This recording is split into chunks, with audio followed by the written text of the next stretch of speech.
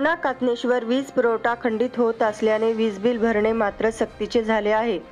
याविषयी मानव मुक्ती मिशन कातनेश्वरच्या वतीने कार्यकारी अभियंता पूर्णा यांना निवेदन देण्यात आले। गेल्या 1 महिन्यापासून कातनेश्वर गावामध्ये वीज पुरवठा खंडित झालेला आहे। वारंवार डीपी बसवतात, परत डीपीचं ट्रान्सफर उडताना गाव परत अंधारात होतं। या गोष्टीसाठी आम्ही कार्यकारी अभियंत्यांना निवेदन देण्यासाठी आलो।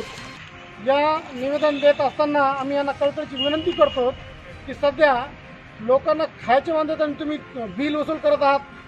कोरोना काळामध्ये सर्व शेतकरी असेल, सर्व गोरगरीब माणसं परेशान झाले आहेत। अशा परेशानीच्या काळामध्ये सुद्धा तुम्ही प्रत्येक माणसाकडून कडक सक्तीची वसुली करत आहात। तुम्ही म्हणता की वसुली द्या, अन्यथा आम्ही वीज पुरवठा तुम्हाला देणार नाहीत। अशा आडमुडकीचा आम्ही जाहीर निषेध करतो।